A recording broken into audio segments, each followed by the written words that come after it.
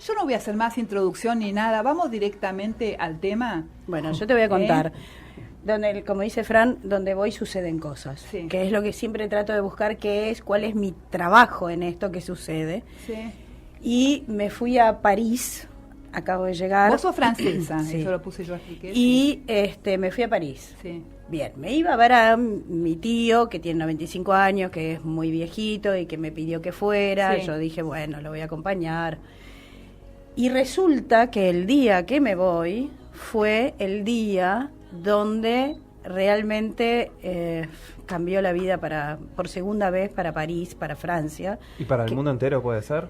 Ya viene cambiando para el mundo entero. Se va, bueno, es lo que después te voy a contar un poco de lo que yo viví, que fue entrar y llegar en el momento en donde pasaron todos los atentados. 7 atentados. Yo estaba... 7. Yo pensé que eran 3. No, o sea, son 3 conocidos. Después hubo otros en hubo tren. Hubo varios. Si no me equivoco, fueron 3 donde hubieron muertos, asesinados, y otros 4 donde no murió gente. Bueno, sí, el primero... ¿Y vos dónde estabas en ese exacto mismo momento? En ese momento yo estaba haciendo la conexión Madrid-París. Pero vos podías entrar, perdóname, vos podías entrar, o sea, porque no se podía, habían cerrado las fronteras, pero era solamente las terrestres. No era tan tan así. Las cosas, yo empecé a mirar la televisión argentina y realmente dijeron cosas que allá no vivíamos, pero sí estábamos en guerra, en pie de guerra, digamos.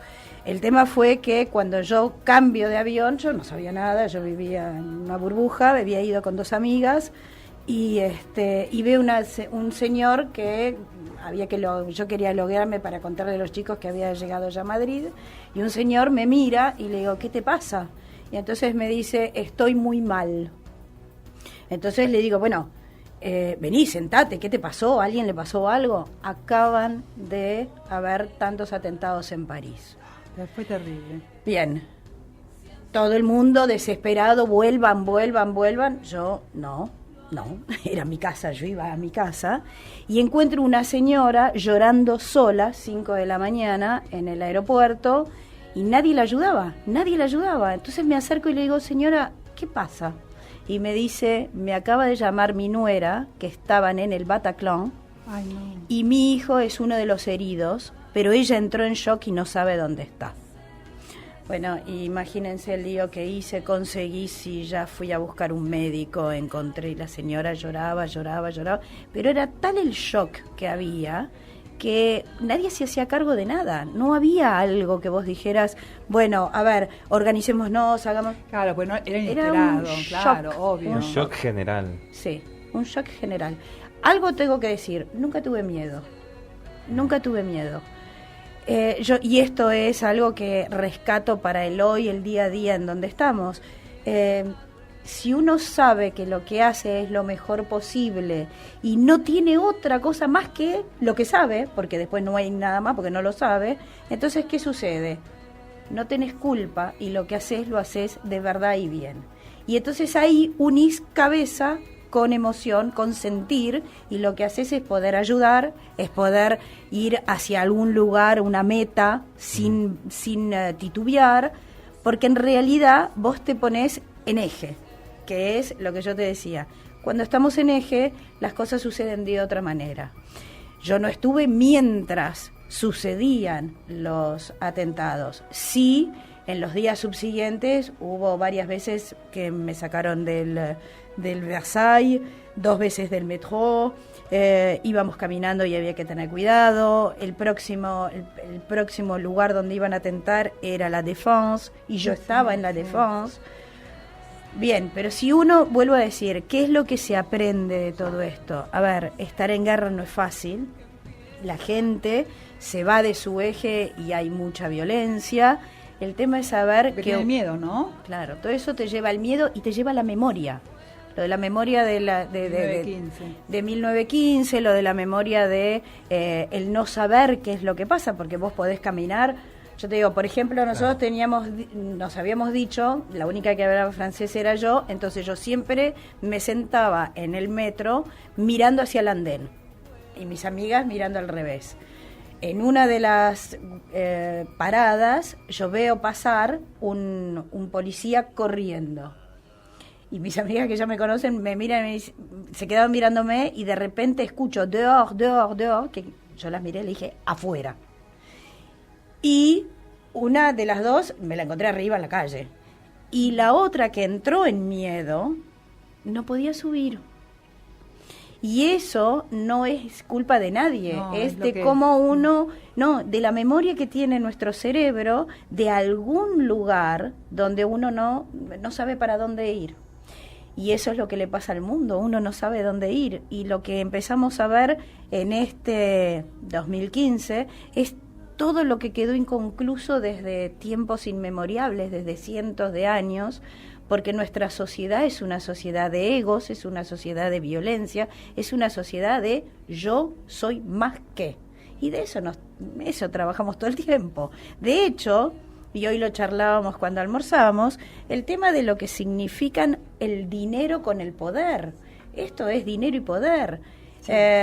A ver, yo empecé a leer artículos cuando estaba en París. Todas las mañanas prendía la televisión a ver dónde se podía ir, porque había muchos lugares cerrados. Y ahí empezaron a ver, que hay que corroborar, no lo sé a ciencia cierta, pero puede ser, había gente que escribía artículos diciendo que el presidente Hollande desde octubre sabía, hasta con los nombres de la gente que iba a usar los Kalashnikov, que eran las ametralladoras, para matar gente, y que no habían hecho nada. Entonces, unos dicen eso, otros dicen que bárbaro, Hollande pudo contener, pudo trabajar. Bueno, a ver, uno se va de eje y empieza a escuchar uno, a escuchar otro, y ahí es donde entra el ego, donde entra la sociedad, la cultura y el poder, y el dinero. El dinero. Todo acá. A ver, ¿por qué Francia es un lugar muy mirable? Y porque es un país muy poderoso. Muy poderoso. Entonces la gente o los que tienen que atentar o movilizar van al corazón del poder. Acuérdense las torres gemelas 2001, después Londres, después Atocha en España. Atocha en España. Sí. Digamos, son lugares donde la gente hace ruido. Esto es poder. Hace no mucho estuve leyendo sobre por qué, cuál es el fondo de todo esto, por qué se mata. Siria, años que se matan. ¿Y por qué se matan? Por el petróleo, por el paso del gas, por el paso del petróleo. Digamos, terrible. ¿Dónde está el ser humano de verdad, el alma, lo que vinimos a trabajar acá en la tierra? No está. ¿Por qué? Porque es mucho más fácil correr atrás de algo que es externo que parar y mirarse a uno mismo y evolucionar con las cosas que nos faltan. Hoy hablábamos de situaciones muy fuertes que tienen que ver con enfermedades, con síntomas que nos pasan, y todo el mundo siempre que vienen a verme me pregunta, ¿y esto cómo lo arreglo? ¿Y esto cómo lo arreglo? Claro, todos queremos la pastillita o algo, lo mágico. Afuera. Eso claro, es afuera. Sí, es cierto, sí. Es afuera la droga, es afuera la pastillita, es afuera. Sí, sí. Ahora, ¿qué pasa? ¿Por qué la gente corre y hace? Porque ¿qué pasa si uno se queda sentado y se mira hacia adentro? Lo único que tiene que hacerse, que era lo que hablábamos hoy, es aceptarse. Si uno tiene una enfermedad, acepta la enfermedad. Yo me lastimé, logré esto, ¿por qué? Porque tal me dijo que... No. ¿Cuál es la emoción? La culpa, el miedo, el rencor. Entonces, si nosotros podemos trabajar el rencor, podemos trabajar el miedo, podemos trabajar la emoción, y entonces puede ser transgeneracional y podemos ir para atrás, llegamos a los momentos de guerra. Entonces, todas esas cosas que hoy nosotros sentimos, las sintieron años y años y miles de años atrás. Entonces, lo que para mí es importante es, ¿qué pasa cuando dicen, bueno, yo solo no puedo cambiar nada? Sí, uno puede cambiar, uno cambia y cambia el de al lado. O sea que a mí me encantaría cambiar el mundo, pero la verdad es como que cambiar el mundo, no me creo tan poderosa, pero colaborar o hacer algo para que el mundo sea un lugar donde estemos todos más relajados, más tranquilos y sin tanta ira, bronca y Sí. Pero eso lo llevamos adentro en la memoria, Claro. en las células, en lo transgeneracional. Ahora sí podés hacer algo. Porque si vos estás bien, si vos trabajás y te aceptás tal cual sos, Sí. y hay cosas que podés y cosas que no podés, Sí. y podés aceptar al de al lado tal cual es, con lo que puede y lo que no puede, vos tenés una vibración que se extiende hacia los costados. ¿Y qué le va a pasar al de al lado? El de al lado va a sentir algo que le va a dar curiosidad, va a querer mirar, y entonces también se va a poner en una vibración más alta. Y así hacemos que la gente deje de mirar para afuera y empiece a mirar para adentro. Esa es la base de el poder cambiar. Lo que pasa que, y esto es un poco pesimista, ¿no? Pero bueno, yo trabajo como todos ustedes con las cosas propias. Digo, ¿cómo llegar a los que están arriba para que esto pueda ser distinto? Y ese es el gran problema. Pero bueno, yo tengo hijos y mis hijos los preparo para que sean buenas personas y quizás eso haga que mi hijo o mis hijas puedan mirar a otros y eso es hacer algo y que se empiece a mover la vibración. Lo que pasa que el planeta, el mundo, el universo cambió de eje. O sea que la gente está con mareos, desorientados. Todo eso es porque no estamos en eje, no vibramos con el planeta. Después, todos ¿Cuándo vamos a vibrar nuevamente con el planeta? Más o menos se sabe. Cuando ¿Vamos a lograrlo? y cuando trabajemos en nosotros. Eso se llama evolución. Ah, Eso es pasar de un escalón a otro, un paso a otro paso. Pero el mundo, el planeta cambió de eje. El otro día yo posteaba en Facebook esto de que el ser humano era el único animal que talaba árboles para hacer papel y después escribía en el papel que, por favor, ¿por qué había que cuidar, por qué no se podían cuidar los árboles? Claro, como un absurdo, O sea, claro, nunca lo pensé así, muy bueno. Pero el absurdo... Sí, Muy bueno. Sí. Pero el absurdo es nuestro transgeneracional que no nos hacemos cargo. Yo creo que es algo que es muy fácil. Hoy yo te decía, la vida es fácil. ¿A qué te referís con hacernos cargo de nuestro transgeneracional? Voy a tratar de ser generalizada. Mejor. Claro. Cuando uno tiene en su familia problemas de traiciones, o problemas de esperar algo, o el proyecto cuando naces, de que ese proyecto sentido que tienes en la panza de tu mamá o para el futuro, esa parte tan emocional, tan adentro tuyo, la puedas conocer y la puedas trabajar. Porque en realidad, esto que hablábamos del rencor, y el rencor es un rencor que nuestro cerebro ya conoce y que a través de las generaciones, cada situación que el cerebro conoce que tuvo que ver con aquel estrés de rencor, se va acrecentando y se va acrecentando. Y si vos no te sentás y decís, a ver, si yo me lastimé en algo y yo tengo rencor, ¿qué tengo que trabajar? Lo que me lastimé, y en realidad lo que tenés que trabajar es el rencor. ¿Qué es el rencor? ¿Por qué sentís rencor? ¿Cuáles son los síntomas de ese rencor? Trabajar con mantras que a vos te hagan sentir que ese rencor no tiene sentido, que el rencor te limita en vez de que te expande.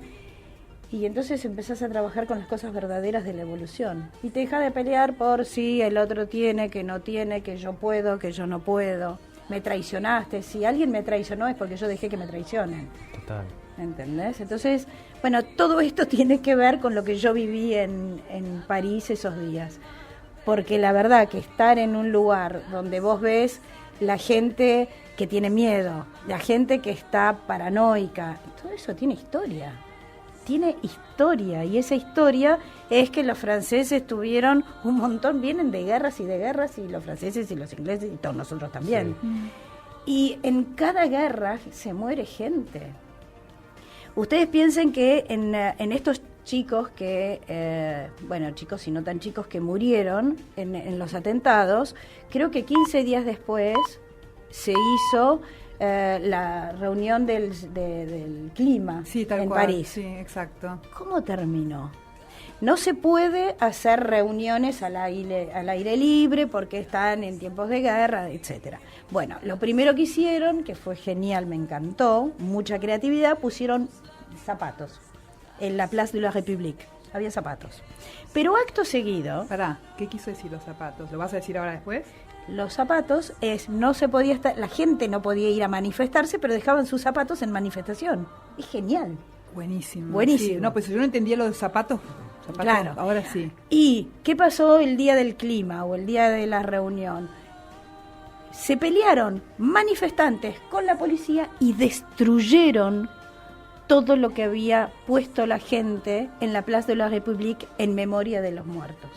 O sea, vos decís, ¿qué pasó? ¿Dónde estamos?